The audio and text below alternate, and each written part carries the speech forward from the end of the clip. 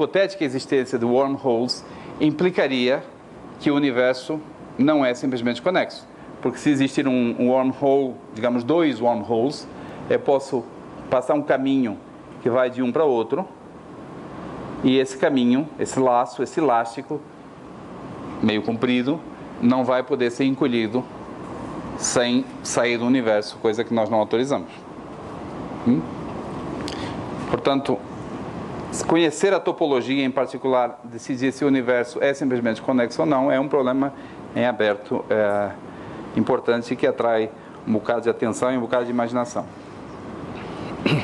Então agora eu estou em posição para dizer para vocês o que Poincaré conjecturou no ano de 1900 e pouquinho.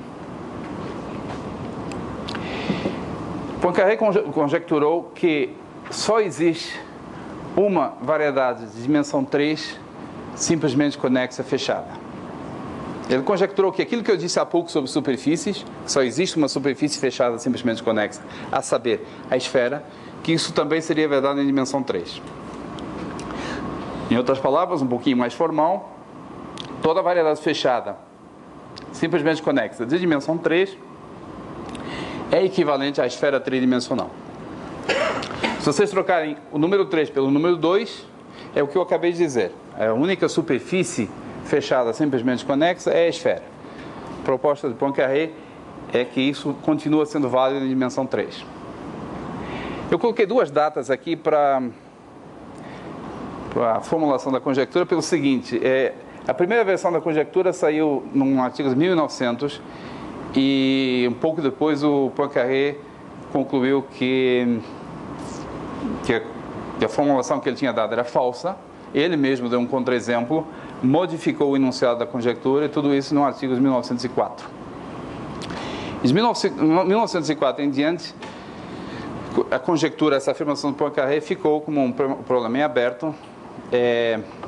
Certamente um dos 3 problemas mais famosos da matemática, junto com o teorema de Fermat e a hipótese Riemann, e em torno do qual é justo dizer que se formou uma boa parte da matemática do século XX. A topologia nasceu por causa disso, a geometria se desenvolveu por causa desse problema. O problema foi resolvido em 2003 por um matemático russo, Grigori Perelman, que seguiu um plano que tinha sido iniciado em torno de 1980 por um americano chamado Richard Hamilton. Eu faço questão de falar um pouquinho sobre os indivíduos, porque essa é uma história científica, mas é uma história humana também, e é interessante conhecer os personagens que participaram nessa história. Poincaré, esse senhor aqui, em pose formal, é talvez o último dos grandes matemáticos que faziam toda a matemática. Qualquer área da matemática ele contribuiu. Isso não é mais possível hoje em dia, e ele foi provavelmente o último. E aqui eu falo de matemática entendida no sentido amplo, que inclui, por exemplo, a física teórica. Ele deu importantes contribuições ao eletromagnetismo, à mecânica celeste, várias outras áreas.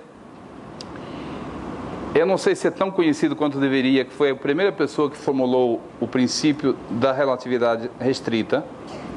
E, last but not least, é o fundador da área de sistemas dinâmicos, que é a minha área de pesquisa. Esse é o personagem que dá origem à história. O que escreveu a página fundamental do fim da história, pelo menos a solução, é esse senhor aqui, que até há pouco tempo era professor no Instituto Steklov, em São Petersburgo, na Rússia. Ele já era, antes de ter provado a conjectura de Poincaré, já era um geômetra famoso. Ele resolveu um problema que tinha 20 anos de idade, que é chamado conjectura da alma. Não tem nada a ver com metafísica, evidentemente, é um problema de geometria, caracteriza a estrutura de variedades em geometria riemanniana. E a partir de novembro de 2002 começou a publicar na internet uma série de artigos que contém a prova da conjectura de Poincaré e, de fato, uma conjectura ainda mais forte, bastante mais forte, da qual quase não vou falar aqui, por falta de tempo, que é a conjectura de geometrização de Thurston. Personagem peculiar. Por esse trabalho ganhou em 2006 a medalha Fields, que ele recusou. É o primeiro caso na história da medalha Fields ser recusada. E por essa altura começou toda essa agitação da mídia que eu mencionei, ele se ofendeu bastante com fatos e afirmações e outros tipos de coisas que aconteceram, e em protesto se demitiu do Instituto.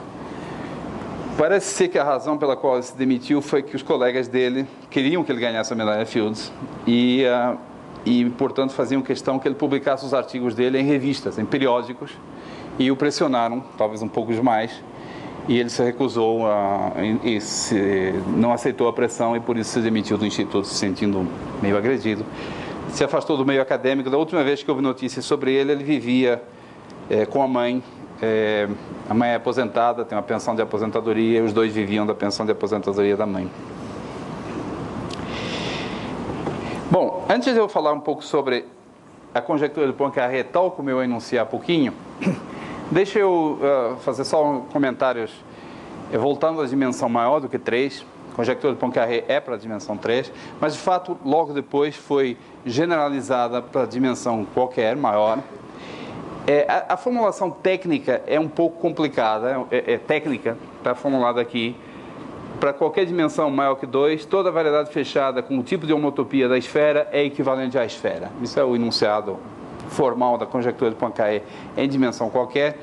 Em espírito, é exatamente o mesmo enunciado de dimensão 3. Em espírito, o que ela diz é que qualquer variedade que parece ser a esfera é a esfera. As palavras parece e é estão em vermelho porque precisam de ser caracterizadas. Por exemplo, significa é equivalente a. E parece ter o tipo de homotopia da esfera, que é uma noção técnica que eu não vou definir aqui. Mas então, esse é um problema. Há pouco eu dizia que o fato de que não há teoremas de classificação em geral em dimensão maior que 3, em dimensão 4 ou maior, não deveria desesperar ninguém. Porque há subproblemas de classificação que, em princípio, admitem solução e que podem ser relevantes também. Aqui está um desses subproblemas. É o problema de classificar todas as variedades fechadas com o tipo de homotopia da esfera. Então, não há a priori nada que impeça esse problema de ter solução, e a resposta é que ele tem. E é muito curioso, é o único caso que eu conheço em que quanto maior a dimensão, mais fácil o problema. Ou talvez eu devesse dizer menos difícil. A conjectura de Poincaré em dimensão 5 ou maior foi provada em 1960 pelo Steve Smale, que na época era professor em Chicago e logo depois se tornou professor em Berkeley. Mas ele era professor em Chicago e depois em Berkeley, mas é um ponto de honra nacional que ele provou a conjectura de Poincaré no Rio de Janeiro. É ele quem faz questão de dizer isso.